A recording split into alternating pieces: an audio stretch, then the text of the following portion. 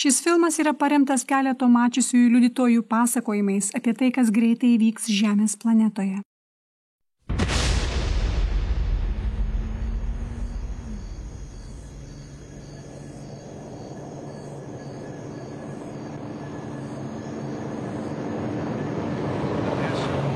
Keletą paskutinių mėnesių pasaulis stebėjo įspūdingus ženklus danguje.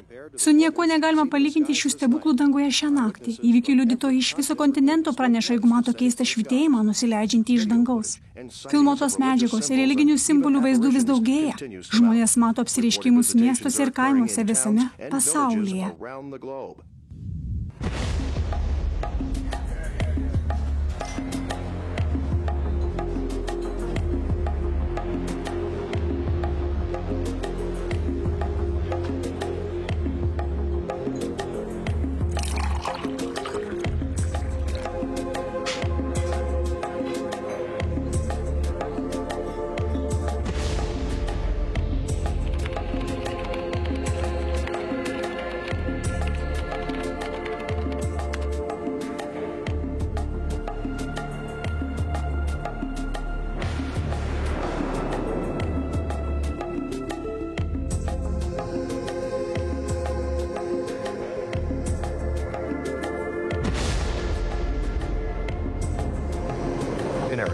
Pranašai aiškai regėjai išpranašavę šios įvykius aiškina, jog turime priimti tuos aplankymus palankiai, nes tai vyksta, kad padėtų mums sieti naują taikos erą ir visuotinę vienybę. Kad ir kaip keistai tai gali skambėti, pasaulio vyriausybės neturi kito paaiškinimo. Pasilikite su mumis ir pasiklausykite vieno vyro pasakojimo, kuris tvirtina, jog šviesos angelai aplankydavo jį nuo 1995 metų. Šie tariami angelai išpranašavo, jog šis naujasis amžius greitai artėja.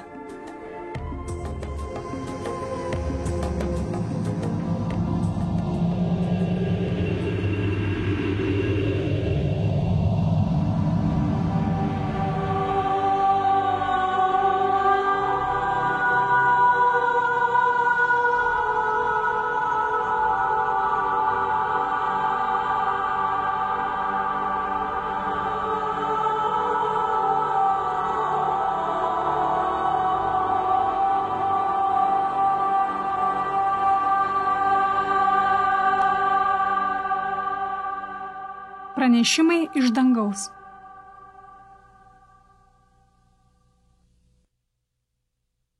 Visą ištirkite, to, kas gera, laikykitės.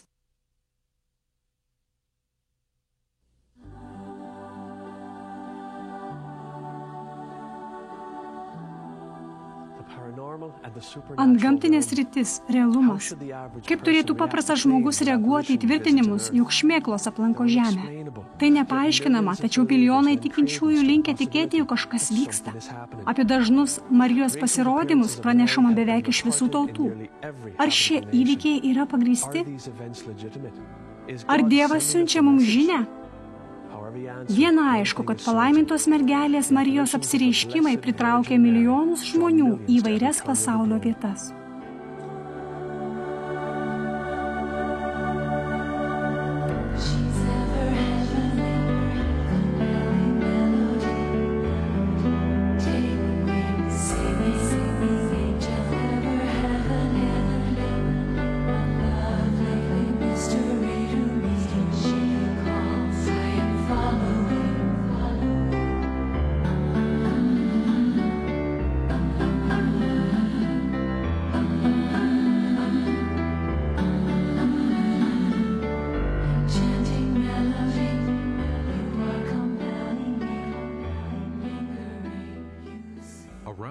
Visame pasaulyje gaunami pranešimai apie antgamtinius įvykius suburia milijonų žmonių į tas vietas, kur, sakoma, pasirodo mergelė Marija.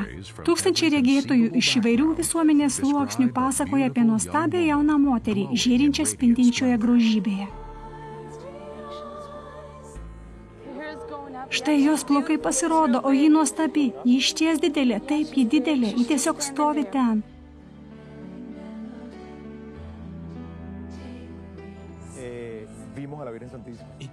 Tai tiesiog paralyžiavo mus, tai buvo taip įspūdinga. Jis skleidė neapsakomą šviesą. Jaučiausi taip, lyg būčiau žengusi į kitą pasaulį. Ten buvo tokia ramybė. Ji pasirodo kaip gyva, kvėpuojanti trimatė moteris, apgaubta ypatinga šviesa. Mačiusieji regėtojai pripažįsta, jog dangaus karalienė viršė žmogaus galimybės ją apibūdinti. Milijonai žmonių plūsta į Marijos pasirodymo vietas, trokšdami pamatyti palaimintą mergelę Mariją. Manoma, kad kiekvienais metais nuo 15 iki 20 milijonų Marijos pasekėjų aplanko Gvadelupės šventyklą Meksikoje. Šventykla yra skirta Gvadelupės Dievo motinai, kuri 1531 metais pasirodė regėtojui Juanui Diego. Daugelis piligrimų tvirtina, jog dėl to, kad Marija vis dar pasirodo, Gvadelupėje vyksta stebuklai. Per karo išpuolius Bosnijoje apie 30 milijonų piligrimų vyko į Medjugorję, kur nuo 1981 metų pasirodo mergelė Marija. Be to yra 6 regėtojai, kurie nuolat gauna pranešimus iš mergelės. Taip pat tūkstančiai tvirtina, jog Medjugorėje mato ženklus ir stebuklus, patiria išgydymus ir girdi Marijos balsą. Tvoja kako na nebu, tako i na zemlji, kruh naš svakdanji daj nam danas i otpusti nama duge naše, kako i mi otpuštamo dužnicima našim, ne uvedi nas u napast, nego izbavi nas od zla. Amen. Slava Otcu i Sinu i Duhu Svetom, kako bijaše na početku, tako i sada i vazda vijeke vjekova. Amen. Conyerse, Džordžijoje, pas regėtoją Nancy Fowler į jos privatų ūkį per vieną dieną susirinko net 100 000 žmonių. Piligrimai atvyko iš visur, daugelis įveikė didelius atstumus, kad išgirstų naujausią mergelės pranešimą. Štai ko aš trokštu, kad pasitikėtumėte manimi. Pasakyk mano vaikams, kad aš esu gyva. Daugelis pasekėjų tiki, jog palaiminta motina iš tiesų yra. Ji pasirodo visame pasaulyje 100 kartų, yra daug ją mačiusių. Nancy yra kaip grandis iš daugelio, laikas eina į pabaigą ir mūsų Dievo motina sako, jog ji rodysis visur. Aš tikiu, kad kažkas vyksta. Tie, kurie tiki, turi įrodymus, turi įtikinti kitus. 2 mokslininkai iš Kolumbijos vakar atvyko į Nancy's ūkį. Jie sako, jog ji tikrai kažką mato, kai įeina į transą. Jos smegenys specifiškai veikia, jie atrodo lyg komos būsenoje, tačiau ji visiškai sąmoninga. Conyerse, Džordžijoje nėra kažkas unikalaus. Apsireiškimai vyksta beveik visose Amerikos valstijose. Yra patvirtinti ypatingi Dievo motinos antgamtiniai aplankymai, kurį skelbėsi esanti Marija, Jėzaus motina. Tai nėra kažkas ypatingo, vykstančio tik Amerikoje. Ji pasirodo visur.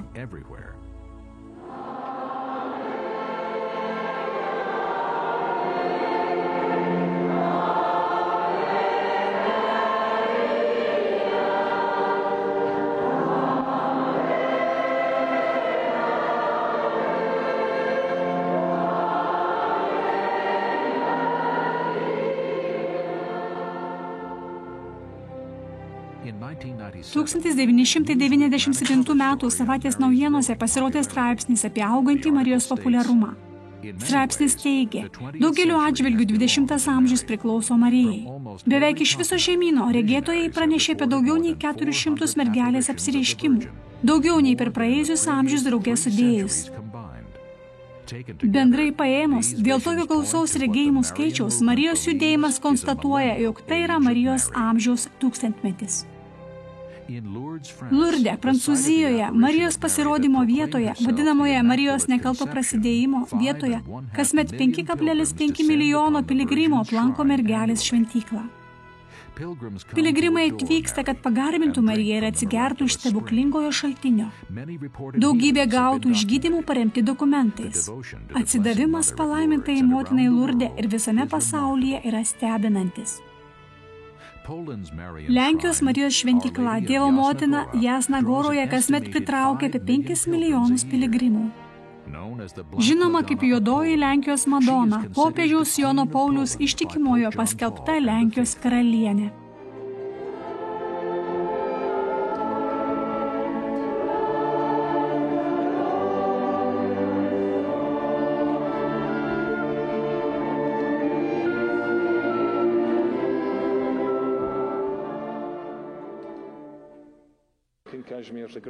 Didysis Kašmyro karalius. Jis paskelbė Dievo motiną Lenkijos karalienę.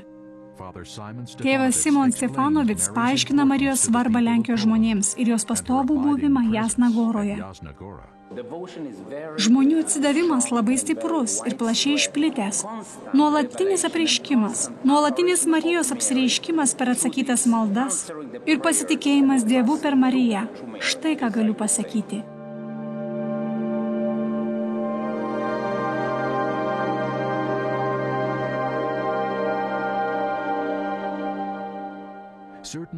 Aišku, jog Marijos judėjimas yra tarptautinio lygio.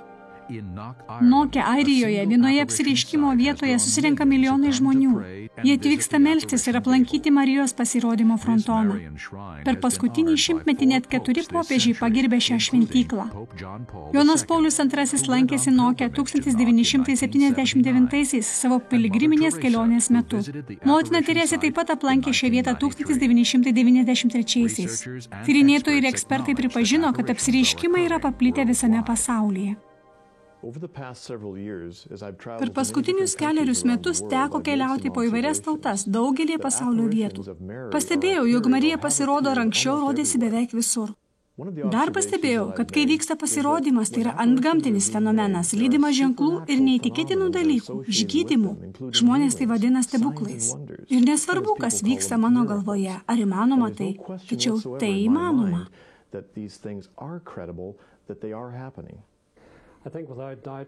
Milijonai žmonių tvirtina, jog jie matė Mariją apsireiškiant. Manau, kad per paskutinius 150 metų atsiduodančių Marijai vis daugėja. Dėl paskelbto nekalto Marijos prasidėjimo ir dėl šių dalykų vis daugiau žmonių meldžiasi Marijai. Nesistebiu šiais apsireiškimais. Sekimas Marija šiandieną tampa pasauliniu. Manau, kad Amerikoje tai tik didės. Jau dabar Pietų ir Centrinėje Amerikoje tai milžiniškai auga. Netgi vyrauja nuomonė, kad jeigu tu netiki Mariją, esi niekam tikęs.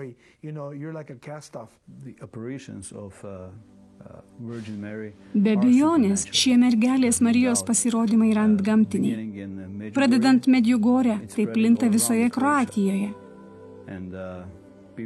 Ir žmonės atsiduoda Marijai, nes tai yra antgamtiška. Akivaizdu, jog mergelės Marijos pasirodymai vyksta antgamtiškai, jos motyvai tyri. Jos dažniausia žinia – melstis, atsigręžti į Dievą. Viską daryti, kad būtų taika, vedanti link geranoriškų ketinimų. Taip pat geri vaisiai lydi jos pasirodymą. Daugelis tvirtina, kad jie priartėjo prie Dievo, tada, kai susitiko su mergele. Kiti liudija apie ženklus ir stebuklus, tvirtindami, jog tai rodo, kad šiomis paskutinėmis dienomis Dievas pasiuntė Mariją.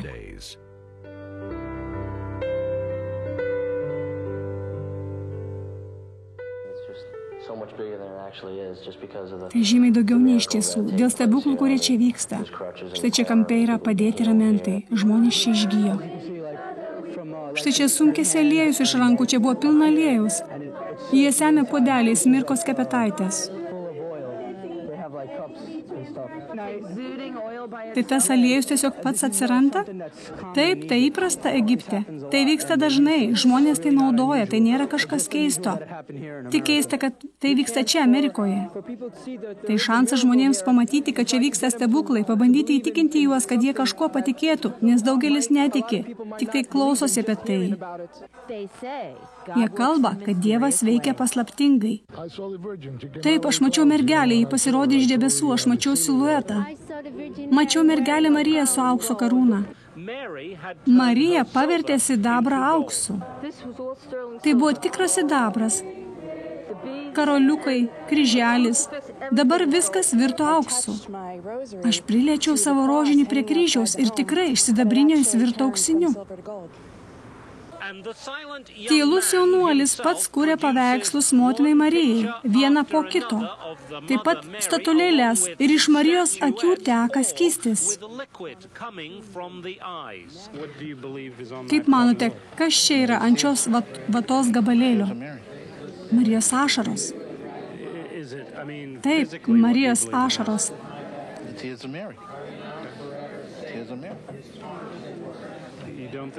Manote, tai šventintas aliejus? Ne, tai neįmanoma. Tai negali būti šventintas aliejus, tu pažiūrėkite, tai teka iš niekur, tiesiai iš akių. Nueikite už paveikslo, nufotografuokite. Bet jūs vadinate tai šventu aliejumi? Na taip, tai aliejus, tokia priemonė ligoniams patepti. Vykstant šiems ženklams buvo nufilmuota nesuskaičiuojama daugybė išgydymų. David Parks Medjugorjėje buvo išgydytas nuo paskutinės vėžio stadijos. Atvykau į Medjugorję dvasiškai žlugęs, kai atvykau buvo likę gyventi tik kelios savaitės. 12 metų rimtai sirgau, patyriau 10 sunkių operacijų. Po paskutiniosios operacijos man pasakė, kad gyvensiu tik keletą savaičių. Štai ten aš suradau mūsų palaimintą motiną. Ten jie atėjo ir aš gavau fizinį išgydymą, o dar svarbiau dvasinį išgydymą. Visas mano gyvenimas buvo perkeistas dėl to, ką kalbėjo Dievo motina. Viskas, ko įprašė, ką darytume, tai tik melstis, melstis ir melstis. Visi požymiai rodo neįprastą žmonių aktyvumą, domėjimąsi antgamtiniais dalykais. Ar Biblija numato šiuos paskutinių laikų įvykius? Kokia Marijos pasirodymų reikšmė ateičiai? Aš tikiu, kad Marija įves mus į visuotinę taiką ir vienybę. Ji yra raktas. Ji pasakė, kad jos tyra širdis džiūgaus ir tai bus. Ir tikiu, kad tai bus greitai. Taip, ji kalbėjo, kad pabaigoje jos nekalta širdis džiūgaus ir bus taikos metas. Jeigu mes paklusime jai, kalbėsime rožinį kasdieną. Jei pasaulis pasišvęs jos tyrumui, jei atlikinėsime pamaldas 5 pirmus šeštadienius, tada mūsų Dievo motina sako, jog pabaigoje jos nekalta širdis džiūgaus. Tada bus taika, gėrio ir taikos laikas pasaulyje. Motinos Marijos pasirodymai tapo daug dažnesni nei anksčiau. Kaip mes matome, iš teologinės pusės tai prisiartino laikų pabaiga. Tai labai arti. Teologiškai paskutiniai laikai. Blogis taip suintensyvėjo. Pasaulio istorijoje, kada atrodo vyksta tai, kas mums atrodo neįmanoma. Tada Dievas ateis. Jis ateis su Marija kaip su svarbiu vadu, su visomis pajėgomis, kurias jis subūrė. Ar jūs matote, kaip žmonės šioje Marijos konferencijoje myli ją? Šie įvykiai išties nepaprasti. Milijonai pasišventusių tikinčiųjų visame pasaulyje seka ir paklūsta Marijos pasirodymams. Tačiau Biblija sako mums ištirti dvasias, netgi tas, kurios ateina Kristaus vardu. Kaip krikščionys mes tikime Bibliją, tai yra Dievo įkvepianti žinia žmonijai. Šiek tiek atsitraukime ir patikrinkime keletą liudijimų, kurie demonstruoja, jog Biblija yra išties Dievo žodis ir mūsų vienintelis nepalenkiamos dvasinės tiesos šaltinis.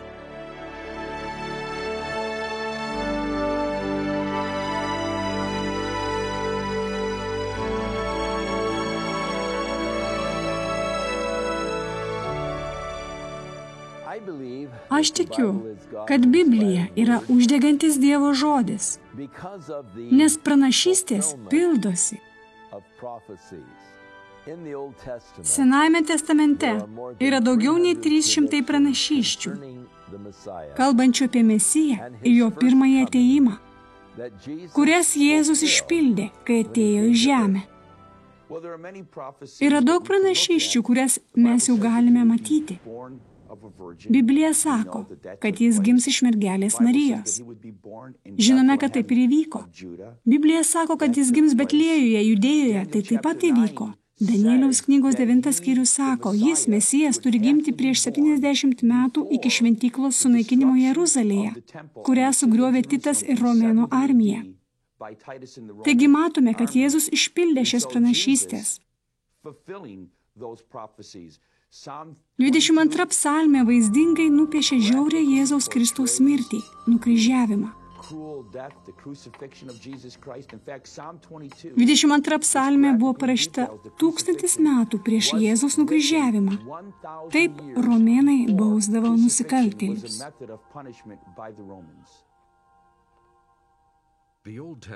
Senasis testamentas yra pilnas pranašysčių, kalbančių apie Mesiją. Pavyzdžiui, Izaijas 61 skyriuje pranašavo, kad Mesijas skelbs gerą žinią vargšams ir laisvę pavergtiesiems. Pakartoto įstatymo 18:18 sakoma, kad Mesijas bus pranašas. Zacharijas užrašė šiuos Mesijo žodžius. Džiūgauk, Siono dukra, šauk Jeruzalės dukra, nebijok, tavo karalius ateina pas tave. Jis teisingas ir turintis išgelbėjimą, romus ir joja ant asilaičio. Pranašas Izaijas užrašė apie Mesiją. Jis buvo sužeistas už mūsų kaltes ir sumuštas už mūsų nuodėmes. Bausmė dėl mūsų ramybės krito ant jo. Jo žaizdomis esame išgydyti. Mes visi buvome paklydę kaip avys, kiekvienas ėjome savo keliu. Bet Viešpats uždėjo ant jo visus mūsų nusikaltimus. Be viso to, šventoji dvasia pranašavo nukryžiavimą 1000 metų prieš tam įvykstant. Jie perverė mano rankas ir kojas. Taip pat Dievas kalbėjo per Zachariją. Aš išliesiu ant Dovydo namų ir ant Jeruzalės gyventojų malonės ir maldos dvasią. Jie žvelgs į mane, kurį jie perdūrė. Ar tai atsitiktinumas, kad Jėzus galėjo išpildyti šias 300 pranašysčių? Viena iš pranašysčių, juk Betliejus bus jo gimimo vieta. Kokia tikimybė jam gimti Betliejuje? Jei paimtume žemės gyventojų populiacijos vidurkį nuo pranašo Michėjo laikų ir palygintumėme su Betliejumi, pamatytumėme, kad vienas iš 280 000 žmonių gimė Betliejuje. Jei jūs sakote, kad Betliejus turi būti jo gimimo vieta, taip jūs atskiriate daugybę kitų žmonių nuo galimybės būti Mesiju. Sakoma, jog jį išduos jo draugas už 30 sidabrinių, kad tas sidabras bus išmestas šventykloje, viešpaties namuose, ir už juos bus nupirktas puodžiaus laukas. Jėzus išpildė apie 300 Senojo testamento pranašysčių. Turiu matematikos bakalauro laipsnį, todėl šiek tiek žinau apie tikimybių teoriją. Tai negalėjo būti atsitiktinumas. Yra dalykai, kurių tu negali suvaldyti. Pavyzdžiui, buvo išpranašauta, kad jis gims Betliejuje. Ką tu gali padaryti, kad gimtum būtent Betliejuje? Buvo išpranašauta, kad jis prisikels iš numirusių. Kaip tu prisikelsi iš numirusių, jei nesi Dievas? Taip buvo pranašauta Danieliaus 9 skyriuje. Ta diena jis atjos Jeruzalę ant asilaičio. Galima gimti teisingų laikų istorijoje, tačiau kaip galima suvaldyti minę? Minė žmonių, kurie išsirikiavę pakelėje nuo Alyvų kalno iki Jeruzalės ir skelbė jį Mesiju. Kaip jūs tai padarytumėt? Visos jo išdavystės detalės, susitarimo kaina, kur tai vyko, kas galiausiai atsitiko su pinigais ir kas vyko toliau. Neįtikėtinos detalės, viskas numatyta iš anksto. Niekas negali nuginčyti to, nes Senasis testamentas buvo išverstas į graikų kalbą Septuaginta versija, 3 amžiais anksčiau nei Jėzus gimė. Turime tokias 4 kopijas. Tai stulbina. Jėzus tiksliai išpildė visas mesijinės pranašystės. Jos buvo parašytos 100 metų prieš jam gimstant. Tikimybė išpildyti 8 iš šių pranašysčių tai panašiai kaip vienas šansas iš 10 pakelta 28 laipsnių. Jėzus yra Mesijas, Dievas sūnus, pasaulio gelbėtojas. Kai Lukas rašė savo draugui Teofiliui Apaštalų darbų knygoje, jis sako, kad Jėzus pasirodė gyvas po savo mirties. Tai neginčtinai įrodyta. Jėzaus prisikėlimą matė daugelis.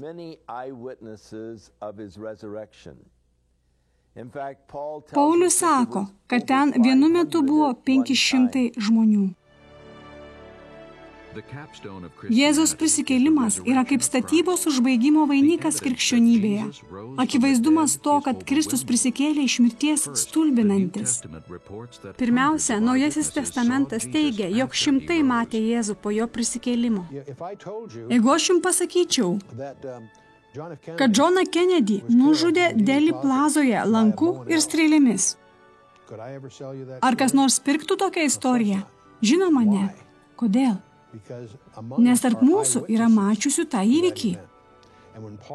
Kai Paulius parašė savo pirmą laišką korintiečiams, buvo šimtai jo klausytojų. Apie 500 žmonių paliudijo Viešpaties sugrįžimą. Pauliui nerūpėjo kažką sukurti iš galvos.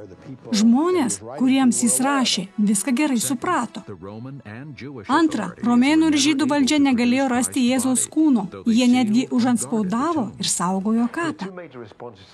Dviem būdais reaguojama į prisikėlimą. Pirmiausiai sureagavo Roma. Kai skaitome Evangelijoje, viskas buvo užslaptinta. Tuo metu romėnai Palestinoje buvo stipri karinė jėga. Jeigu mokiniai pavogė kūną, romėnų kariai galėjo surasti tą kūną, tačiau nerado. Vadinasi, prisikėlimas buvo tikras, nesuklastotas. Jeigu būtų sakoma, kad Jėzaus Kristaus prisikėlimas neįvyko, būtų labai lengva tai paneigti. Tai kūnas. Jėzaus Kristaus kūnas nebuvo rastas. Trečia, apaštalai, kurie buvo išsigandę tuomet, kai Jėzų kankino ir nukryžiavo, sutikę Jėzų po jo prisikėlimo, tapo drąsūs jo prisikėlimo liudytojai. Kas liečia mokinius, pradinė jų reakcija buvo baimė ir jie buvo išgąsdinti žydų. Bet po prisikėlimų pasireiškia didelė drąsa. Tai duoda suprasti, jog kažkas įvyko, kažkas pakeitė jų gyvenimus. Jie netgi buvo pasiruošę mirti už Evangeliją, trokšdami Jėzaus Kristaus sugrįžimo. Staiga, per kelias savaitės šie vyrai eina į visą pasaulį, skelbdami prisikėlusi Kristų. Jų širdys pasikeitė, nes jie iš tiesų matė prisikėlusi Kristų. Ir nėra kito logiško paaiškinimo tam. Šie vyrai kiekvienas atskirai prarado savo gyvenimus, skelbdami Kristų nukryžiuotą ir prisikėlusi iš mirties. Tik vienas iš jų sulaukė brandaus amžiaus. Tai buvo Jonas. Žvelgiant į istoriją iš šių žmonių gyvenimus, tai patvirtina, kad Kristus prisikėlė. Jėzaus mirtis ir prisikėlimas pakeitė istorijos eigą ir perrašė laiką. Iš eros apibūdinimo prieš Kristų į po Kristaus arba lotynų kalba Anno Domini, mūsų Viešpaties metai. Jei kas nors atmeta Jėzaus prisikėlimą ar Bibliją kaip įkvepiantį Dievo žodį, atmeta visiškai įrodytą faktą. Joks kitas faktas nėra toks akivaizdus visame pasaulyje. Galima sakyti, jog Biblija yra tarsi priekalas, daužomas žmonių kūjais daugelį amžių. Kūjai susidėvėjo, tačiau priekalas liko stovėti. Žmonės puolė Bibliją ir Dievo žodį metų metais, tačiau tai yra nepajudinama, o puolantieji krito. Iš tiesų Biblija yra Dievo žodis žmonijai. 2 Timotiejaus 3:16 sako, jog visas raštas yra Dievo įkvėptas ir naudingas mokyti, barti, taisyti, auklėti teisumui. Jono Evangelijoje 1 skyriuje mums sakoma, kad pats Jėzus yra Dievo žodis. Ir 138 psalmė skelbia, kad Dievas išaukštino savo žodį virš savo vardo. Dievo žodis patikrins šiuos pranešimus iš dangaus.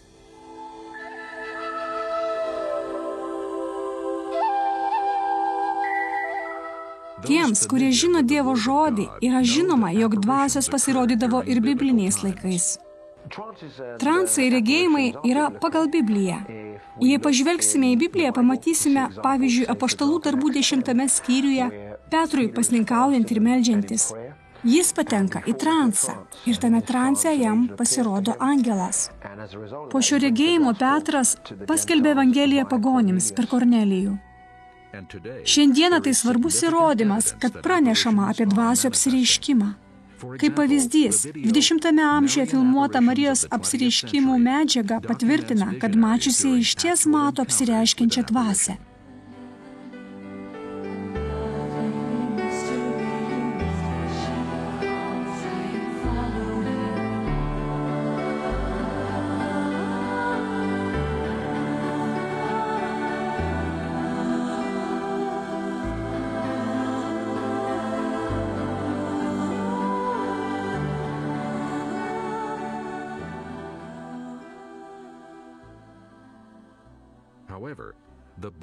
Vis dėlto, Biblija tvirtina, jog ne visos dvasios yra iš Dievo. Vienintelis būdas tai patikrinti tuos patyrimus, ar jie atitinka Bibliją. Jeigu mes priimsime kažkokius potyrius, kurie yra pridėti prie Biblijos, be abejonės, būsime apsigavę. Marijos dvasios pasekėjai nesistebi, kad Marija skelbia biblinės temas. Štai pavyzdžiui, Medjugorėje Dievo motina kalbėjo: Brangus vaikai, šiandieną raginu jūs melstis iš širdies. Šiuo malonės laikotarpiu noriu, kad visi jūs būtumėte vieningi su Jėzumi. Tačiau be nenutrūkstamos maldos negalėsite patirti malonės grožio ir didingumo, kurią Dievas teikia jums. Larry Lewis yra vienas iš daugelio, kuris atsivertė, nes jis tikė, jog šie dvasios apsireiškimai yra pagal Bibliją. Buvau protestantų tarnautojas daugiau nei 30 metų, tarnavau daugelį sričių. Buvau patenkintas, laimingas, degantis. Buvau pastorius Jungtinėje metodistų bažnyčioje. Tuo laikotarpiu palaimintoji Marija mus maloniai nustebino. Ji pasirodė iš niekur. Ir ji iš tiesų pradėjo visiškai keisti mūsų gyvenimus. Pavyzdžiui, pažiūrėkite, Medjugorėje viskas, ką Marija sakė, yra tiesiai iš raštų. Viskas, ką ji daro, yra patvirtinama, kad mes žinotume, jog tai yra tiesa. Ir ji drąsina mus šiame procese. Žiūrint į priekį, jei ateityje patirtume sunkesnius laikus ar išbandymus, galėtume atgręžti savo akis į Jėzų ir sekti jį. Archimandritas Stevenas Bahamas, populiarus Marijos konferencijų skaitovas, prieš tapdamas kunigu lankė Dievo asamblėją. Mes pirmiausiai žiūrime į tikrus ženklus, teigiamus ženklus, tokius kaip atsivertimai, pasikeitę gyvenimai. Keletas vyskupų per apsilankymą pas šventąjį tėvą paklausė apie Medjugorę. Šventasis tėvas atsitraukė savo kėdę atgal ir tarė: Atsivertimai visur, Medjugorės atsivertimai, ir tai yra gerai. Jis pasakė: aš meldžiuosi, kad Medjugorėje viskas gerai baigtųsi. Pažiūrėkite į esmę, visa struktūra tokia pati kaip Evangelijoje. Atgailauti, atsiversti, pasninkauti, melstis. Melstis už bažnyčios atsinaujinimą, sugrįžti prie sakramentų. Visa tai patvirtina, jog mes užsiimame tuo, kas realu.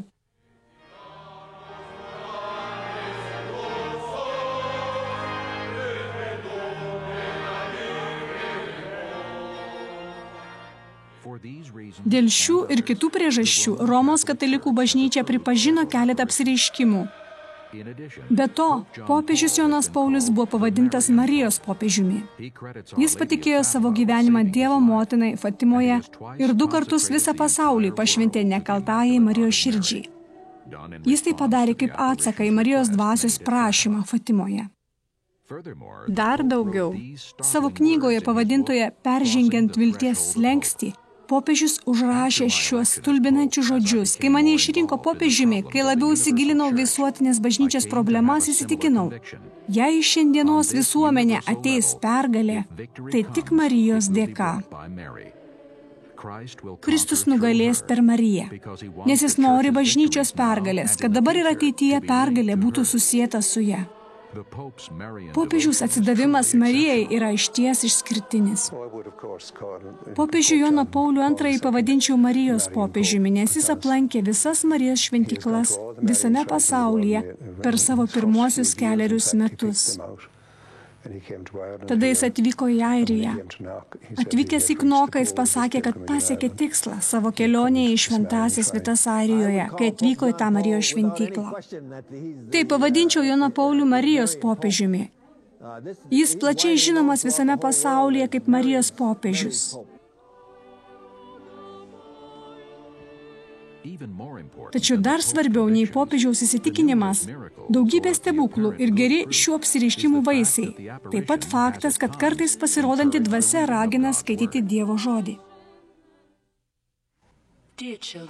Brangus vaikai, šiandieną prašau jūsų, skaitykite Bibliją savo namuose kasdieną. Pasidėkite ją matomoje vietoje, kad nuolat primintų jums skaityti ją ir melstis pagal ją.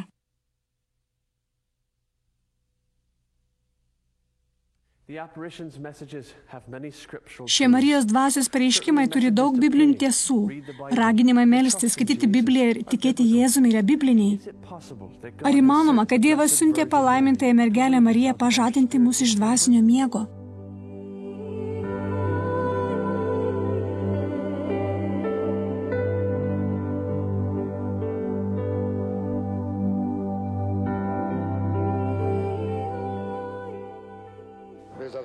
Yra daug kitų ženklų, tačiau niekas neprilygsta jai. Manau, tai tikra, tai stebuklas. Tai palaimintosios mergelės Marijos šauksmas žmonėms. Nepaisant įrodymų, kad apsireiškianti dvasia yra geranoriška, daugybė krikščionių susirūpinę, kad šis fenomenas gali būti didelė apgaulė. Raštai perspėja mus labai aiškiai, kad šėtonas yra meistriškas apgavikas ir kad jis tikrai gali pasirodyti kaip šviesos angelas. Mes žinome, kad Dievo žodis yra šviesa. Taigi šėtonas gali tikrai save demonstruoti kaip tiesą ar pasirodyti kaip tiesa. Tačiau tai yra klaidinanti apgaulė. Mums pasakyta, kad šėtonas yra kaip riaumojantis liūtas, ieškantis ką praryti. Arba kaip Paulius rašo, jis tas, kuris planuoja suklaidinti visą pasaulį. Jis yra šio pasaulio kunigaikštis, kuris apakina netikinčiųjų protus, kad jie negalėtų matyti šlovingosios evangelijos. Jis turi meistrišką planą, kad suklaidintų. Aš manau, jog Dievo žodžiu turėtume patikrinti kiekvieną patyrimą. Petro atveju jis turėjo stebuklingą patyrimą, Kristaus atsimainimą. Savo laiškiais rašė, jei mes turime aišku pranašystės žodį, turime jį sulyginti su Dievo žodžiu. Tai yra standartas, kuriuo turime viską ištirti, ne savo pačių pojūčiais, nes potyriai yra visiškai nepatikimi.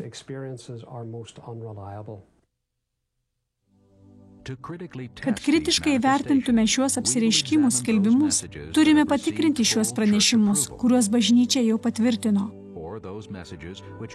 Ar tai tikra, kas skelbia vietinių vyskupų cenzūra ir Medjugorė? Vis dėlto tai nebuvo oficialiai patvirtinta. Daugybė vyskupų, kardinolų ir pats popiežius tai viešai pripažino. Pasekėjai skelbia paprastus pranešimus, išgirstus iš Marijos. Brangus vaikai, šiandieną kviečiau jūs paklausti savęs, kodėl aš taip ilgai esu su jumis, aš esu tarpininkė tarp jūsų ir Dievo. Nepasiduokite baimiai, nepraraskite drąsos. Turėkite didį pasitikėjimą šiame galingame jūsų dangiškos motinos užtarimo ir tarpininkavimo darbe. Daugelį apsireiškimų sakoma, kad Marija yra tarpininkė ar žmonijos užtarėja. Tai prieštarauja raštams. Laiške Hebrajams 7:25 sakoma, kad Jėzus yra gyvas per amžius, kad užtartų šventuosius. Pirmame laiške Timotiejui ir laiške Hebrajams Biblija skelbia, jog yra vienas Dievas ir vienas tarpininkas tarp Dievo ir žmogaus, žmogus Kristus Jėzus. Kad kas nors galėtų būti tarpininkas tarp Dievo ir žmogaus, jis turi būti visiškai Dievas ir visiškai žmogus, be nuodėmės. O Jėzus Kristus tikrai yra visiškai Dievas ir visiškai žmogus. Mažutėliai, aš esu gero užtarėjo motina ir tarpininkė. Stengiuosi jūs įtikinti, kad įsiklausytumėte į šį šauksmą. Aš skelbiu tikėjimą, meilę ir viltį. Labiau nei bet kas, tai atneša susitaikymą tarp žmonių ir tautų. Tai vienintelis dalykas, kuris gali išgelbėti šį amžių nuo karo ir amžinos mirties. Jėzus yra vienintelis kelias, vienintelė tiesa ir vienintelis gyvenimas. Jis yra tilto statytojas tarp Dievo ir žmogaus. Ir jei tu bandysi eiti į dešinę ir į kairę, niekada nenueisi tiesiai, tik per Jėzų Kristų. Biblija aiškiai tvirtina, yra vienas Dievas ir vienas tarpininkas tarp Dievo ir žmogaus, žmogus Kristus Jėzus. Per apsireiškimus Marija tvirtina, kad yra ne tik mūsų tarpininkė ir užtarėja, bet ir gynėja prieš Dievą. Pasaulis išsigimsta, todėl taip svarbu tėvui ir sūnui siųsti mane į pasaulį pas visus žmonės, kad būčiau jų gynėja ir išgelbėčiau juos. Pirmame Jono laiške 2:1 sakoma, o jei kuris nusidėtų, tai mes turime užtarėją pas tėvą, teisų į Jėzų Kristų. Vienintelis Kristus buvo teisus ir todėl dėl jo teisumo jis yra gabus užtarti nusidėjėlius. Šis vaidmuo priklauso išskirtinai Kristui ir niekaip negali būti priskirtas Marijai. Jėzus Kristus yra mūsų užtarėjas. Jis niekada niekam nesiūlė ateiti pas jį per Mariją. Niekada šioje žemėje. Niekur tai nesakoma. Dar daugiau tai juodina ir žemina Jėzų Kristų. Kodėl aš negaliu eiti tiesiai pas jį? Jis yra mano gelbėtojas. Jis yra tas, kuris myli mane. Ir jis pasakė, kad mes galime ateiti pas tėvą per jį. Tai kurgi čia vieta Marijai? Tikrai to nėra Biblijoje. Taip pat Marijos šmėkla sako, kad ji yra čia tam, kad išgelbėtų pasaulį. Šaukiu jūs, atsiverkite man visiškai, kad per kiekvieną iš jūsų galėčiau pakeisti ir išgelbėti pasaulį. Aš vienintelė vis dar galiu išgelbėti jūs nuo nelaimių, kurios artėja. Tie, kurie pasitikės manimi, bus išgelbėti. Mano dukra, šiam laikui aš esu arka visiems tavo broliams. Aš esu taikos arka, aš esu išgelbėjimo arka. Arka, į kurią mano vaikai turi įeiti, jeigu jie nori gyventi Dievo karalystėje. Manau, tai labai svarbu. Mato pirmame skyriuje, kur angelas pasirodo Juozapui, kad paskelbtų apie artėjantį gimimą.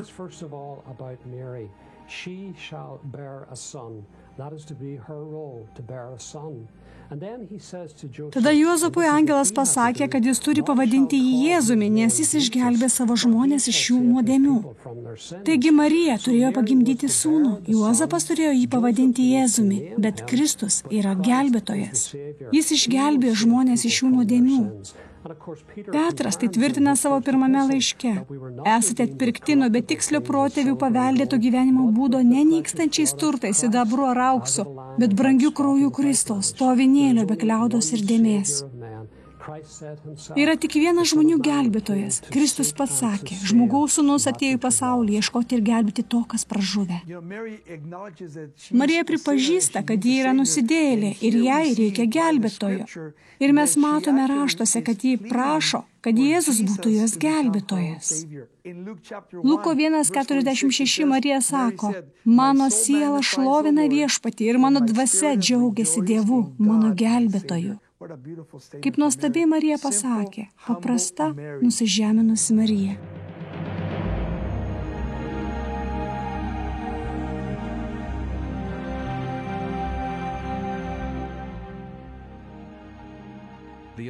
Apaštalas Petras sako, Jėzus yra akmuo, kurį jūs statytojai atmetėte ir kuris tapo kertiniu akmeniu. Ir nėra niekame kitame išgelbėjimo, nes neduota žmonėms po dangumi kito vardo, kuriuo turime būti išgelbėti. Visoje Biblijoje Viešpats skelbia, tu nepažinsi kito Dievo, tik mane, nes be manęs nėra gelbėtojo. Apsireiškinti dvasia priskiria savo daug savybių, kurias gali turėti tik Dievas. Pavyzdžiui, jis sako, kad yra visada esanti. Jūs niekada nebūsite vieni. Mano nekalta širdis bus jūsų išsigelbėjimas ir kelias, kuris nuves jūs pas Dievą. Kiekvieną akimirką turite būti tokiais, kokiais aš noriu, kad jūs būtumėt. Kiekvieną akimirką turite daryti tai, ką aš jums liepsiu daryti. Nebijokite, visada būsiu šalia jūsų. Neliūdėkite, aš su jumis visais, net jei jūs manęs nematote. Aš esu jūsų visų motina, visų nusidėjėlių.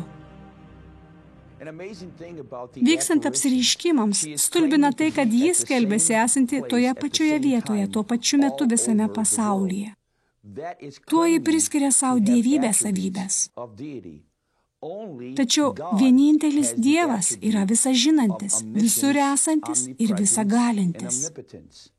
Marijai jie priskiria dieviškas savybės, o ji buvo nuolanki ir viešpatės sukurta, paklusni viešpačiui.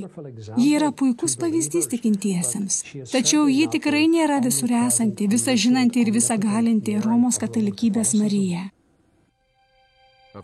Žinoma, Jėzus, kuris yra Dievas visagalis, pažadėjo tiems, kurie jį seka. Ir štai aš esu su jumis per visas dienas iki pasaulio pabaigos. Apsireiškianti dvasia netgi pavadino save atpirkimo bendrininkė. Stoviu čia, kaip atpirkėja ir užtarėja. Viskas turi būti sukoncentruota į tai. Kartokite tai paskui mane. Naujoji dogma. Tai bus naujoji bendraatpirkėjos dogma. Iki tol, kol aš tapsiu pripažįstama čia. Iki tol, kol aš tapsiu pripažįstama čia, ko švenčiausioji trejybė nori, negalėsiu pilnai veikti visą jėgą savo motiniškame atpirkimo darbe ir visatos malonių tarpininkavime. Ta mintis, jog Marija turi būti atpirkėja kartu su Jėzumi, visiškai prieštarauja bibliniam supratimui. Yra viena būti šiek tiek eretiškam, tačiau visai kas kita visiškai prieštarauti pagrindiniai Biblijos tiesai. Čia nekalbame apie detalės. Daugybė denominacijų turi kažkokius požiūrius, kuriuos mes vadiname ginčytinais klausimais. Tačiau čia mes kalbame apie pagrindinę Evangelijos tiesą. Ką reiškia Evangelijos? Turiu galvoje, kad tai tema, kurią pats Dievas išdėstė nuo pradžios knygos iki pabaigos. Todėl šie teiginiai yra antibibliniai. Tie teiginiai yra ne tik nebibliniai, tačiau antibibliniai ir pavojingi.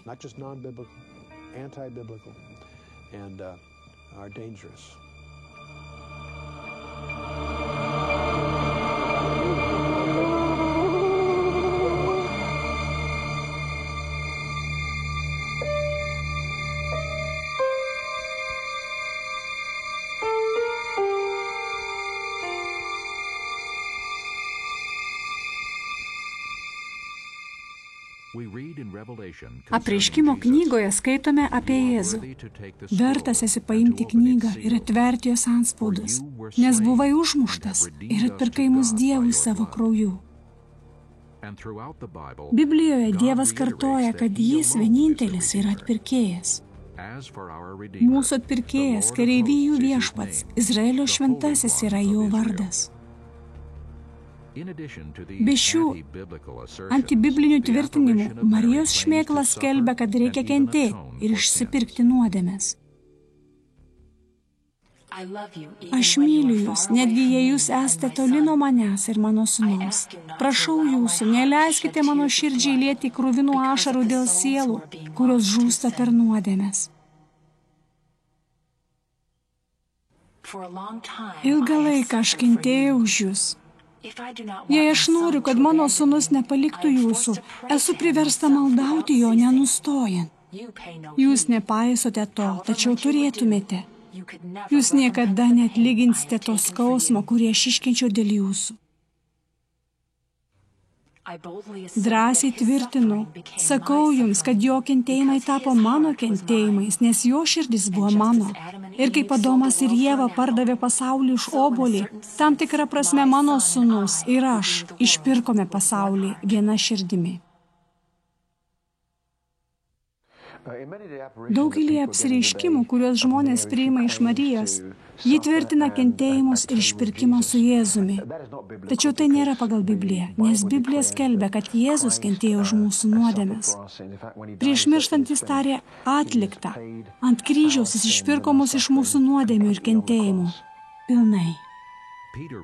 Petras rašo, Kristus vieną kartą kentėjo už nuodėmes, teisusis už neteisiuosius, kad mus nuvestų pas Dievą, beje, kūnų numarintas, bet atgaivintas dvasia.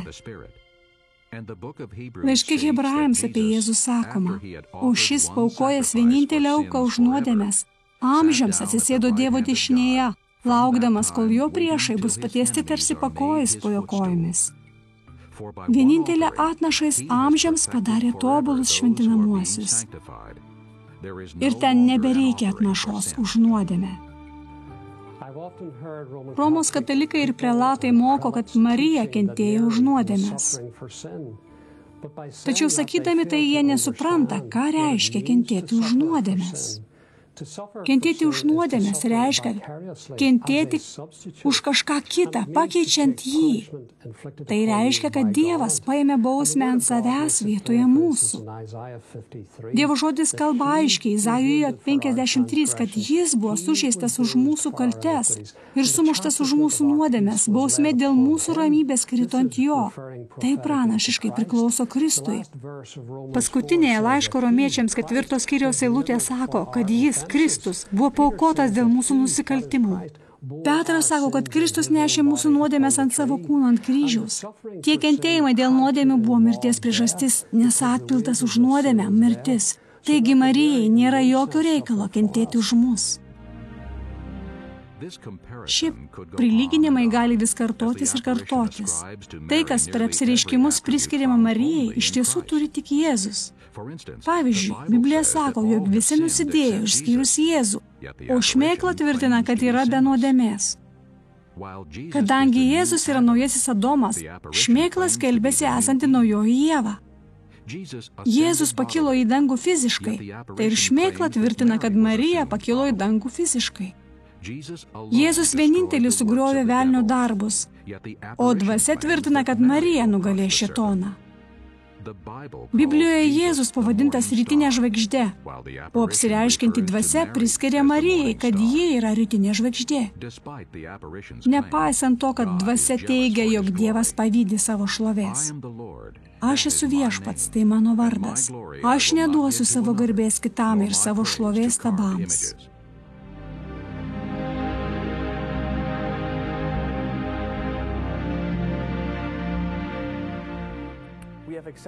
Mes ištyrėme tik bažnyčios patvirtintus teiginius ir gautus Medjugorjėje. Ir netgi šie aiškiai prieštarauja Biblijai. Be abejo, nuolanki viešpaties tarnaitė niekada neatkreiptų dėmesio į save. Palaiminta mergelė Marija niekada neprieštaravo Dievo žodžiui. O jei tai ne Marija iš Nazareto, tai kaip mums paaiškinti šios reiškinius? Kas slepiasi už šių skelbiamų tiesų?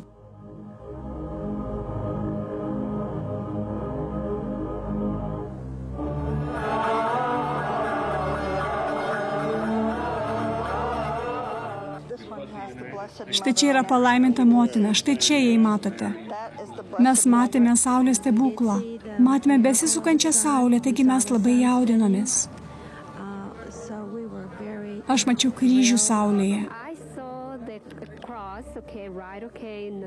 Mačiau kryžių saulėje, mačiau ostiją saulės viduryje, po to mačiau kitą apskritimą. Keletas dvasios kalbamų dalykų labai aiškiai prieštarauja Biblijai. Aš esu ji, susieta su dieviška trejybe. Aš esu apreiškimo mergelė. Dievas tvirtina, aš esu pirmasis ir paskutinysis, be manęs nėra kito Dievo.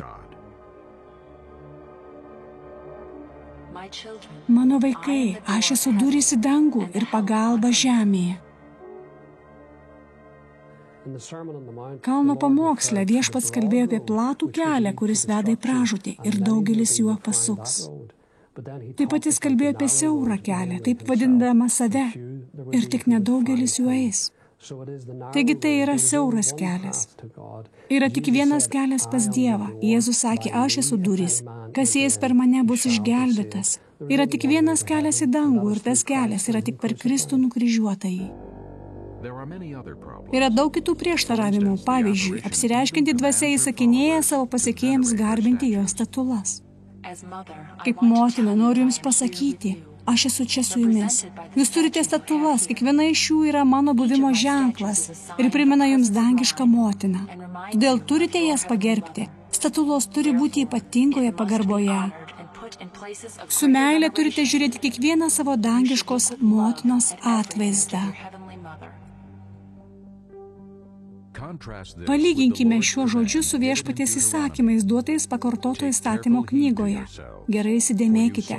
Jūs nematėte jokio pavidalo, kai viešpats kalbėjo jums Horebe iš ugnies, kad kartais nedirbtumėt savo drožinių, panašių į vyrą ar moterį.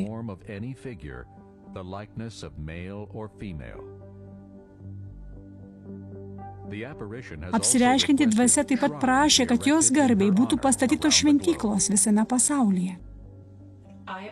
Aš karštai trokštu, kad čia būtų man pastatyta šventykla, kur aš galėčiau parodyti, apreikšti visą savo meilę, užuojautą, pagalbą ir apsaugą. Aš esu jūsų gailestinga motina.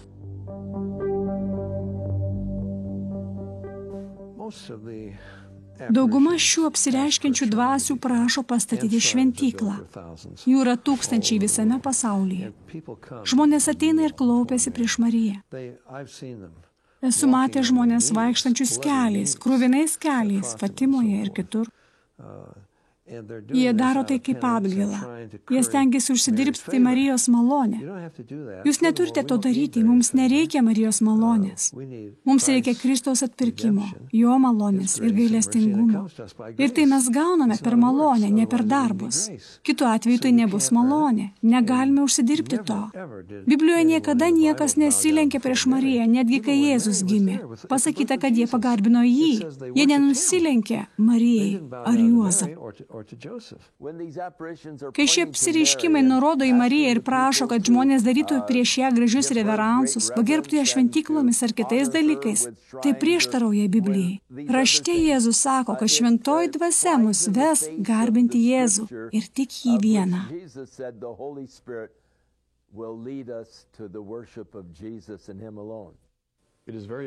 Man akivaizdu, jog Marija iš Biblijos nėra ši Marija, kuri apsireiškia šiandieną pasaulyje.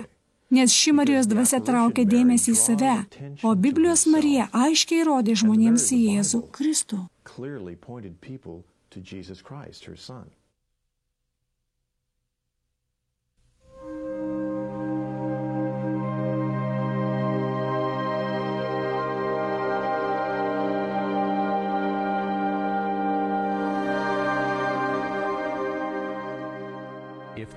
Jei ši dvasia ne Marija, tai kas tada apsireiškia? Ironiška, bet pati dvasia duoda mums atsakymą.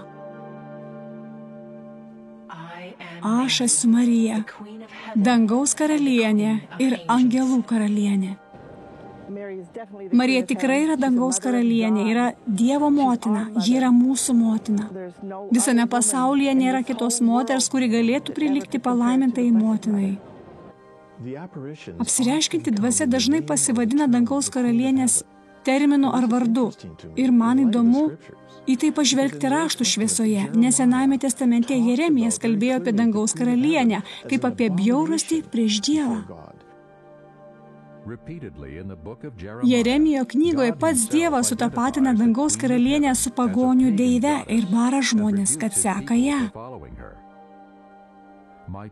Mano žmonės, Izraelis, kepa pyragaičius ir aukoja juos dangaus karalieniai. Jie aukoja geriamasias aukas svetimiems dievams, sukeldami mano rūstybę. Todėl taip sako Viešpats. Aš išliesiu savo rūstybę ir įtūžį ant šitos vietos.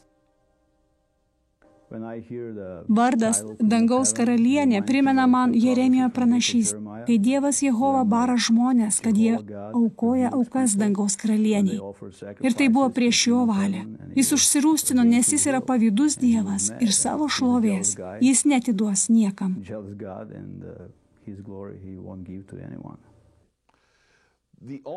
Šis vienintelis titulas, dangaus karalienė, Biblijoje priklauso moteriai dievybei, kurią Dievas pasmerkė Senajame testamente, Jeremijo knygoje 7 ir 44 skyriuje. Manau, šį vardą duoti Marijai iš Biblijos būtų didelis įžeidimas.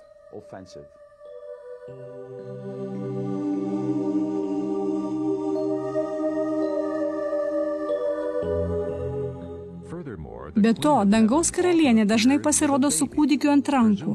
Reiktų manyti su Jėzumi. Brangus vaikai, čia yra mano sūnus mano rankose. Noriu paprašyti jūsų, kad būtumėt šviesa visiems ateinančiais metais. Noriu pakviesti jūs ir vėl, gyvenkite mano pranešimais. Kartais šiuose apsireiškimuose Marija pasirodo laikydama rankose gyvą kūdikį Jėzų. Sakyčiau, visa tai yra priešo apgaulė, nes Jėzus buvo nukryžiuotas kaip suaugęs vyras. Jis nesiruošė sugrįžti kaip kūdikis. Biblija tvirtina, jog jis sugrįš kaip žmogus teisti šio pasaulio. Tai parodo, ar žmonės ieškojo tiesos ir kad šie regėjimai ar apsireiškimai nėra iš Dievo. Petras rašo, Jėzus Kristus įžengęs į dangų yra Dievo dešinėje. Jam yra pavaldus angelai, valdžios ir jėgos. Jei Jėzus savo pašlovintame kūne viešpatauja danguje, tai dangaus karalienė mums rodo netikrą Kristų.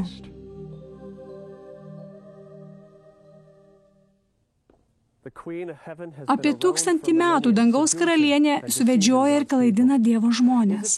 Ar tikrai tai asmuo, kuris apsimeta Mariją? Ar Biblija duoda suprasti, kad ji veiks žemėje paskutinėmis dienomis? Ar Biblija perspėja mus saugotis nedoros moters, karalienės, kuris suvedžios tautas?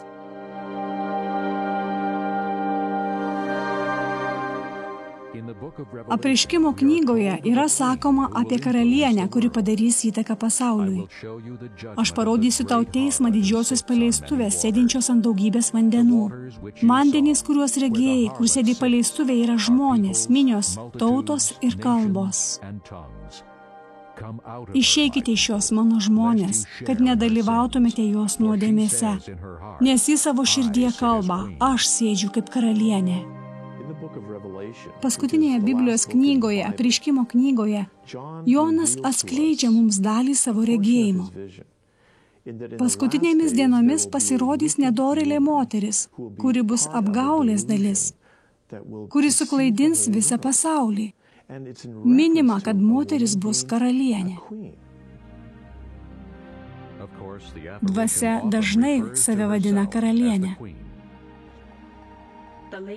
Visų tautų valdovė, kuri yra viešpaties nuotaka, karaliaus karalienė, kuri dabar priėmė savo titulą iš viešpaties.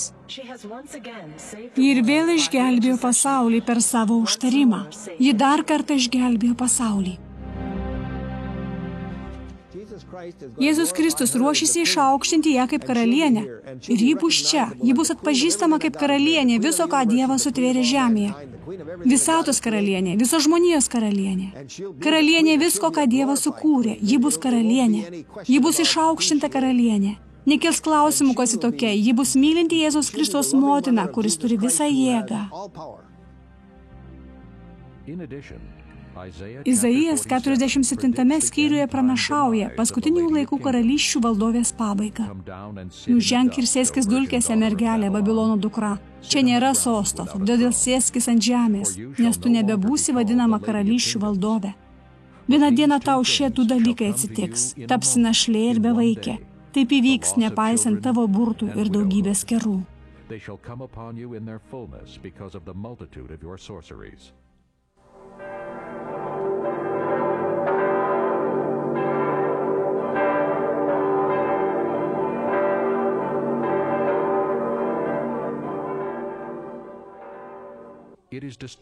Kelia nerimą tai, jog per daugumą apsireiškimų dvasia vadina save visų tautų valdove.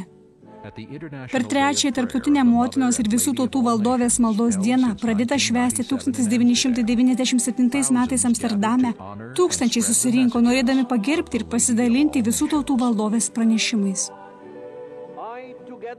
Aš kartu su savo pagalbininkais vyskupu monsinjoru Punt patvirtiname visų tautų valdovės titulą ir pritarėme viešam jos garbinimui.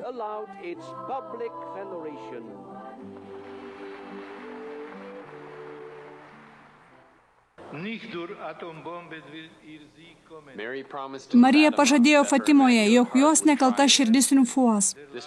Šis triumfas nebus pasiektas branduoliniu ginklu, bet per paprastą širdis tų, kurie kenčia ir yra persekiojami, kurie pašventė save Marijai bendratpirkėjai.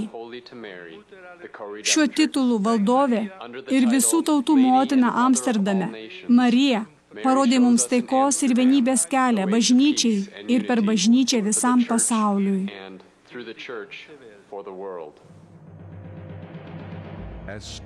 Kaip ir šie stebinantys tvirtinimai, taip ir dvasios noras būti skelbiamai kaip bendratpirkėja bus greitai regimi. Kai ši dogma, paskutinė dogma Marijos istorijoje, buvo paskelbta, Valdovė tautoms suteiks taiką, tikrąją taiką pasauliui. Tačiau tautos turi melstis mano malda vienybėje su bažnyčia. Jie turi žinoti, kad visų tautų valdovė ateis kaip bendratpirkėja, tarpininkė ir gynėja. Tai įvyks. Esu įsitikinęs, jog visų tautų valdovė ir motina įves mus į giliausią paslaptį. Tai atpirkimo bendrininkės Marijos užduotis. Ji iš tiesų yra atpirkimo bendrininkė. Tai, kas vyksta šiandien Amsterdame. Dvasia sako, aš daugiau nebe Marija, aš visų tautų valdovė. Ir ši dvasia tvirtina, kad ji turi būti atpirkimo bendrininkė. Pats popiežius paskelbė ją atpirkimo bendrininkę. Paskelbė, jog jį ves mus į taikos epochą. Įdomu, kad dvasia beveik visada pabrėžia taikos ir vienybės svarbą.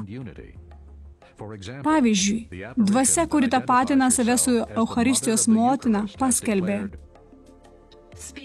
kalbėkite apie mane, nes Eucharistijos motina užbaigė istoriją. Visi pranešimai ateina iš dangaus ir visur, kur aš pasirodau, aš kalbu tą patį. Nes motina trokšta, kad per Eucharistijos triumfą bažnyčios būtų vėl sujungtos, kad būtų tik viena bažnyčia visiems žmonėms.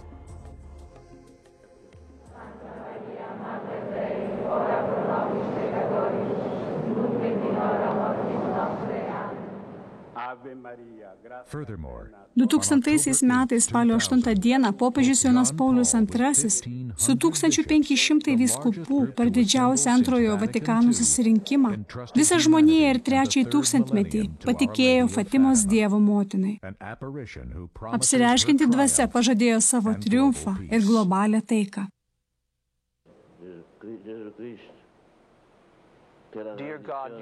Brangus Dieve, davei mums motiną kaip karalienę.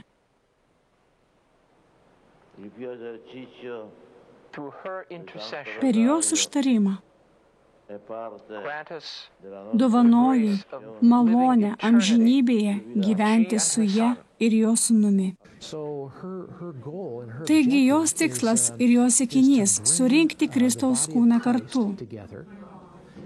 Kad mes, kurie buvome atskirti, ar tai būtų ortodoksai, protestantai ar katalikai, bet kokia grupė, kokią tik paimtumėt, kurie buvome atitolę vieni nuo kitų paskutiniu metu, taptume vieną, kad galėtume būti Kristaus kūnas kaip vienetas, kaip ir Kristus meldėsi Jono 17.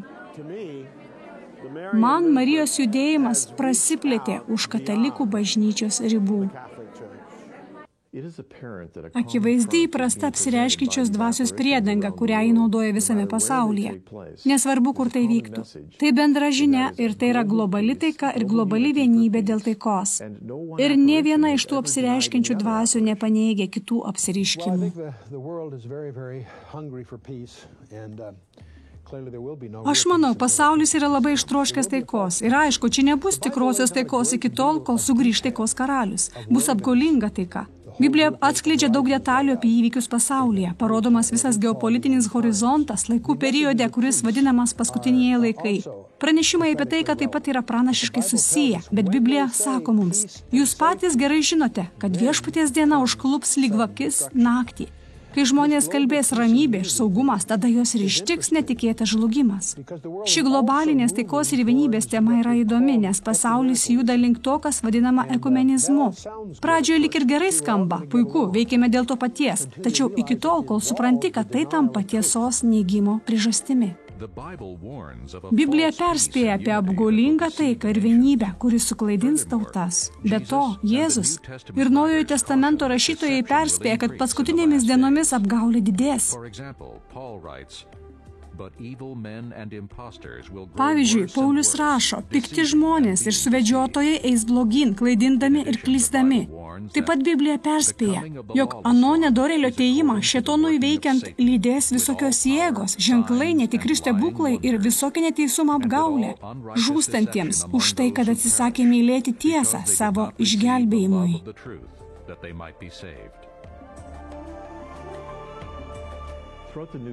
Naujajame testamente matome daug skirtingų rašytojų ir patį Jėzų Kristų, perspėjantį apie apgavystės paskutinėmis dienomis. Jėzus sakė, kad labai daug žmonių bus suklaidinti jo vardu. Paulius kalbėjo apie šią apgavystę, kad dėl to daugelis atkris ir bus suklaidinti, tikėdami melais. Petras rašo apie apgaulę. Saugokitės apgaulės, kurie ateis. Ir patikėkite, panašu, kad tai vyksta aplink mus. Mato 24 skyriuje 24 eilutėje Jėzus sako, nes atsiras netikrų Kristų ir netikrų pranašų, ir jie darys didelių ženklų bei stebuklų, kad suklaidintų, jei įmanoma, net išrinktuosius. Taigi Jėzus 24 skyriuje sako savo mokiniams, ir jis kalba mums taip pat. Paskutinėmis dienomis vyks didelės apgavystės. Tai bus ne tik Marijos garbintojai, bet ir kiti garbintojai, kurie ateis Jėzaus vardu, sakydami, jog jie elgėsi teisingai. Jėzus pranašavo, kad prieš jam grįžtant atsiras netikrų pranašų, kad jei įmanoma, suklaidintų net išrinktuosius. Tai reiškia, kad šie ženklai ir stebuklai vyks taip įtikinamai, jog be Dievo malonės net tikrieji krikščionys gali būti suklaidinti ir nuklysti. Ir tik visiškai pasitikint Jėzumi galima atrasti tikrą laisvę ir laisvę nuo nuodėmės. Ir aš kreipiuosi į jūs. Jei jūs esate kaip tik toks, jūs pasitikite savo bažnyčią, pasitikite savo darbais, tai neišgelbės jūs. Ko jums reikia, tai tik tikėti Jėzumi Kristumi, tik jis išgelbės jūs ir suteiks jums amžiną gyvenimą šiandieną. Kai žmonės sako, kad jie tiki Jėzumi ir tai, kad jie sako ir, jie jau nuėjo per toli. Tik mūsų tikėjimas vien Jėzumi suteiks mums išgelbėjimą ir amžiną gyvenimą. Yra tokia giesmė, kuri giedama bažnyčioje. Štai jos žodžiai. Nepasitikiu mielom grožybėm, bet tik Jėzaus vardu. Stoviu ant Kristaus, tvirtos uolos, nes kiti pamatai, tai tik gramzdinantis smėlis. Biblija aiškiai nurodo Jėzaus Kristaus evangeliją. Ir tai yra žinia, kuri mus išlaisvina. Jėzus Kristus taip pamilo mus, jog pats atėjo iš tą žemę ir mirė už mus, kaip auka už mūsų nuodėmes. Mes negalėjome to padaryti. Jis tai padarė. Dėl šios aukos, dėl to, kas jis yra ir ką jis atliko, kai mes suvokėme, kas mes esame ir ką padarėme, prašome, kad jis atleistų mums už mūsų nuodėmes. Biblija sako, kad mes galime bendrauti su juo, visatos kūrėju. Ir tas bendravimas tęsis visą amžinybę. Jėzus yra kūrėjas, jis yra atpirkėjas. Yra tik vienintelis atpirkėjas ir jo vardas Jėzus Kristus.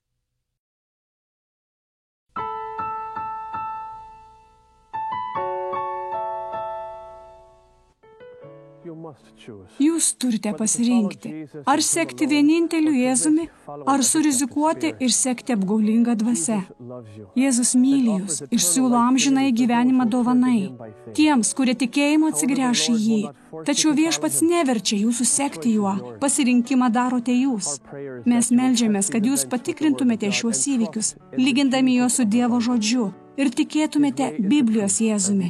Jis yra tiesa. Vienintelis kelias, vedantis į amžinąjį gyvenimą. Aš esu Patrikas Paulas. Tie viešpats veda ir palaimina jūs savo malonę ir tiesą.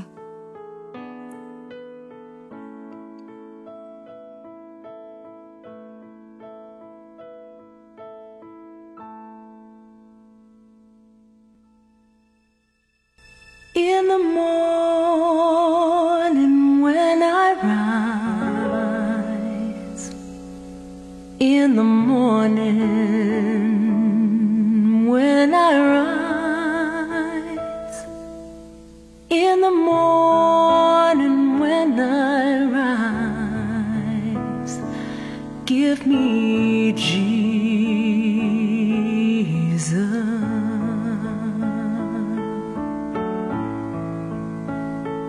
give me Jesus, give me Jesus.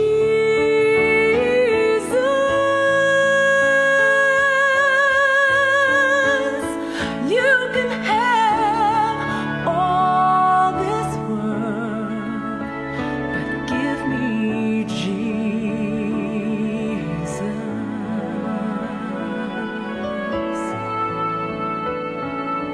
And when I am alone, oh, and when I am alone, and when I am alone, give me Jesus.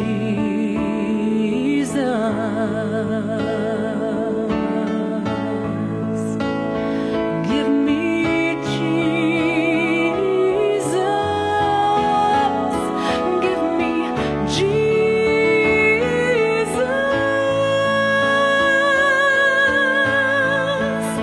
You can have all this world, but give me Jesus.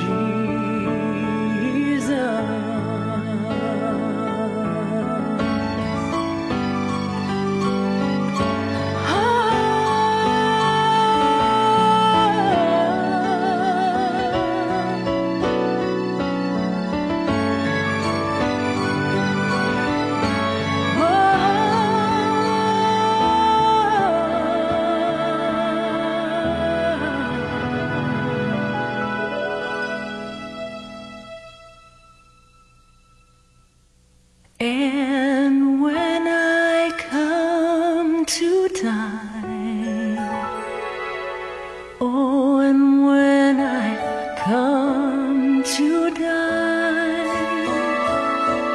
and when I come to die, give me Jesus.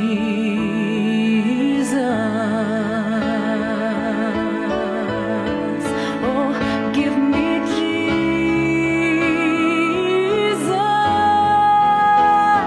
Give me Jesus.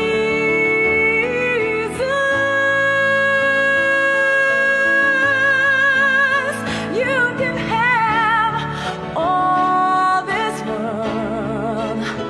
You can have all this world. You can have all this world,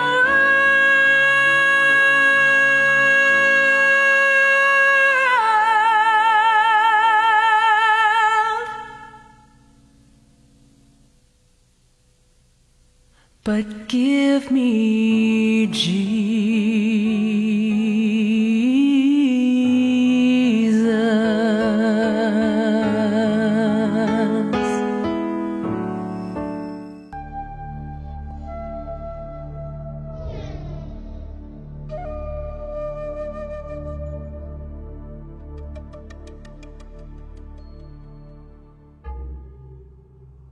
There are many infallible proofs that demonstrate that the Bible alone is the Word of God.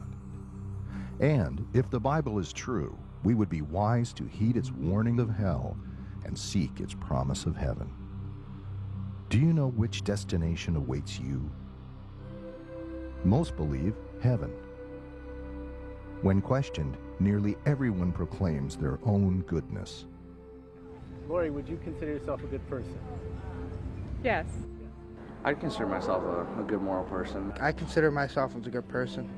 Would you guys consider yourselves good moral people? Yeah. I would, yeah. Yes. Yeah, I consider myself a good moral person.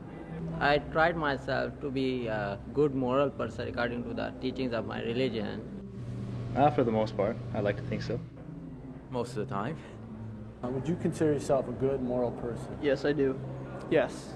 I try to be a good person. I think I'm a good person. Yeah. Yeah, definitely. Definitely, yeah. However, their answers change drastically when compared to the Ten Commandments. Lied, yeah, a lot. Used to. I've been a good liar and a bad liar, both. I try not to be a bad liar a lot, though. So have you lied? I know I do lie. It's just... So what is it? What are you? Liar. Have you ever told a lie? Sure. What does that make you? A liar? I've lied. What would that make you? That would make me a liar. Right. Have you ever lied? Yeah, definitely. I've lied before. What does that make you? That makes me a liar. Big fat liar. Let me ask you, have you ever lied? Yes. What does that make you? A liar? Have you ever stolen anything? No. Paper supplies, No, computer software, I haven't stolen anything. Napster music? Yes. Yes, I've stolen something before. What would that make you? At that time, it'll make you a thief. So you've stolen maybe something small. That's a possibility. Okay, and someone who steals is a thief. So would you consider yourself a lying thief then?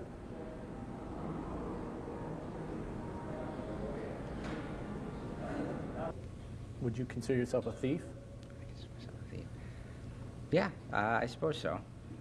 So you're a lying thief? I'm a lying thief. I think we could be friends anymore. Yeah, I guess you could see it that way. But like you said, it's subjective, and I agree with that. I think it's entirely subjective. Softwares and a lot of... I have listened a lot of music. So you've stolen? Without... Yes, it's considered to be a stolen. Would that make you a thief? Yeah. That. Have you ever lied? Yes. What would you call yourself then? A bad person. If you murder, you would be known as a... Bad person. Murder? A murderer. If you lie, you would be known as liar. So, have you lied? Yeah. What would you call yourself? Liar. Have you ever stolen anything? Nope. Have you ever cheated on a test? If you've stolen something, what does that make you? I don't really I don't know. It's not like I'm going into the store and ripping the software off the shelf, or putting a gun to somebody and taking the software from them. So the software producer would consider you a thief. The Ten Commandments reveal God's standard for right and wrong. They are so essential that they are the only thing in the entire Bible written by the very finger of God. Have you obeyed God's commandments? The third commandment states, "You shall not take the name of the Lord your God in vain, for the Lord will not hold him guiltless who takes his name in vain." Have you ever used your Creator's name as a curse word? If so, then you have likened the one who has given you your life, eyes, family, food, friends, every good thing to a filth word. Have you ever taken the Lord's name in vain? Yeah. Yeah? Yeah. What is that called? Blasphemy? Blasphemy. So you've blasphemed? Yeah, it's in human nature to error, so it happens. What would you call someone who blasphemes? Blasphemer. Have you ever used God's name as a curse word? Yes. And would you consider yourself a blasphemer then? I guess I am. So you wouldn't consider yourself a blasphemer, even though you say his name in vain? Even Yeah, though like- that's the definition of blasphemy? Yeah. So I guess. you are a blasphemer, By definition. by definition. Yes, actually I have, because I've taken many tests in my day, and I have said his name in vain. But, Do you think that offends him? do I think that offends him? Yes. Yeah, a lot. So you would be a blasphemer? Yeah. So you're a lying, thieving blasphemer? Have you ever blasphemed? Let me ask you that. Yes. So you've called your Creator a four-letter curse word? Yeah. Yeah, I've been blasphemous at times. Jesus said, "You have heard that it was said to those of old, 'You shall not commit adultery.' But I say to you that whoever looks at a woman to lust for her has already committed adultery with her in his heart. Have you looked with lust? The Bible even equates hatred with murder. The truth is that we have all broken God's commandments. So would you agree that hatred in the heart is the source of murder? Most likely. Have you ever hated? Yeah. 10 Commandments are good. Have you kept them? Yep. Yeah, for the most part. Have you ever lied? I don't lie very often, and when I do, you can tell I'm No. lying. So. Have you ever lied? Have I ever lied? No. You've never lied? Not like a big lie or anything. Have you ever stolen anything? Yes. What does that make you? Thief. Have you ever taken God's name in vain? Yes. So you have used your Creator's name as a curse word? Yes, but I try not to. But you've done it? Yes. Are you a blaspheming thief? I sure hope not. Come on. No. No? Nope. You just told me you stole. Because I don't mean to do these things, though, so. So you're an adulterer, a thief, and a blasphemer. Yes? Yes. Does that concern you? Just a little bit. Do you believe there's a heaven or a hell? Yes, I do. So does it concern you? Yes, it does. Have you ever been greedy? Yes, that doesn't mean that I can't suppress that though. Have you ever lied? Yeah, I guess, yeah. If you lie, what would that make you? Liar. Being selfish? Being selfish. So you've been selfish? Yeah. Have you ever looked at a woman lustfully? Yeah. So you've lusted in your heart? You get that desire. Yeah. So you're an adulterer at heart? In your heart, no, because it's a human nature. You think God likes it? No. No. So you've done that? Yeah, in my heart, but not showing it. Sorry, does God see our hearts? Yeah, of course. So according to you, you're a selfish, lying adulterer at heart. Is that correct? No.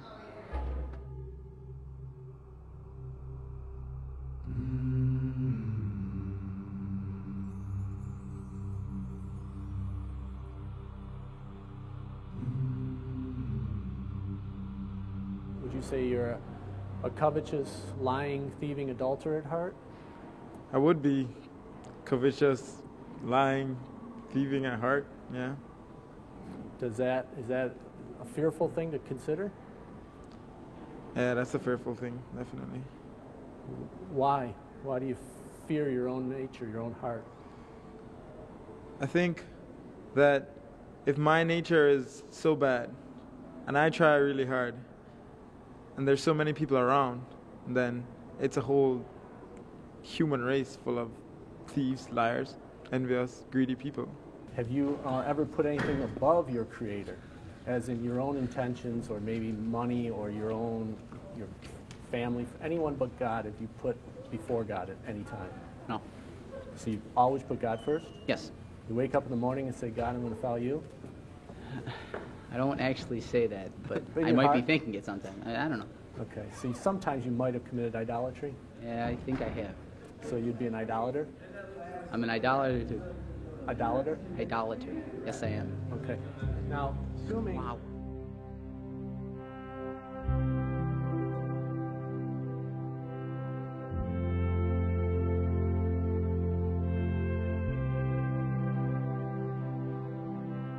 In the beginning, God and man shared in a loving relationship, but man's willful disobedience caused him to be separated from his Creator. God warned that the soul who sins shall die, not just physical death, but also eternal death in the lake of fire. Throughout history, we see man's efforts to reach God always fall short. Adam tried to cover his sin with fig leaves. Cain chose to do things his own way. In Babel, the people sought heaven through their own religious efforts. In Noah's day, the people neglected to heed God's warnings. The Israelites strived to keep the 10 Commandments, but always fell short. And the Pharisees thought good works would get them to heaven, yet no good work can offset sin. By your own admission, you're a lying, thieving, covetous fornicator. Oh my God. On the day of judgment, if God were to judge you by his righteous standards, would you be innocent or guilty? Well, it depends. Because I go to church. By your own admission, you're a lying, adultering, blaspheming idolater. Would you agree with that? Yes. Okay. This doesn't sound so good. On Judgment Day, if God were to judge you by the Ten Commandments, would you be innocent or guilty based on that standard? Just based on that? Based on his 10 Commandments, which we just went through 4 of the 10. Yeah. Yeah. Be guilty. Yeah. Would you go to heaven or hell? Well, heaven. Why? Because I would go to church and do confession and all that. If God were to judge me, he probably wouldn't let me in, but I think he has to take into account that I've also done other numerous things. That, you know, you can't go by, like I said before, a strict set of do this, you're getting in, do this, you're not. So you can kind of blackmail God and say, don't look at those sins, I donated time at the soup kitchen? If you want to call it blackmail, sure. I mean... Come on, a good judge on this earth won't let that happen. What do you think the Almighty's going to do? Even a good judge on this earth does it. A good judge takes a blackmail? I guarantee you, there's definitely... Then he's not good, is he? Depends on your version of good. No good work can offset sin. Nevertheless, in every generation, God has faithfully pointed sinners to his solution, his gift, the Messiah. By trusting in Jesus, God freely restores the fellowship that was lost in the Garden of Eden.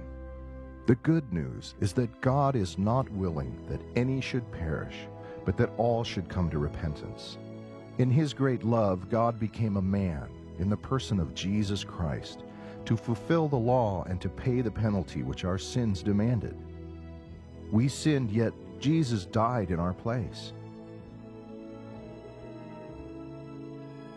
The Bible declares, God demonstrates his own love toward us in that while we were still sinners, Christ died for us. And the wages of sin is death, but the gift of God is eternal life in Christ Jesus our Lord. That's why he was put on the cross, to save us, because we're not perfect like he is. Everything you do, you're held accountable for. And God's wrath is just beyond belief. So if he were to hold you directly accountable for what you do, then you have no chance of getting into heaven. But, you know, like I said, Jesus died on the cross for my sins, and I put him there. He paid the price that I can't.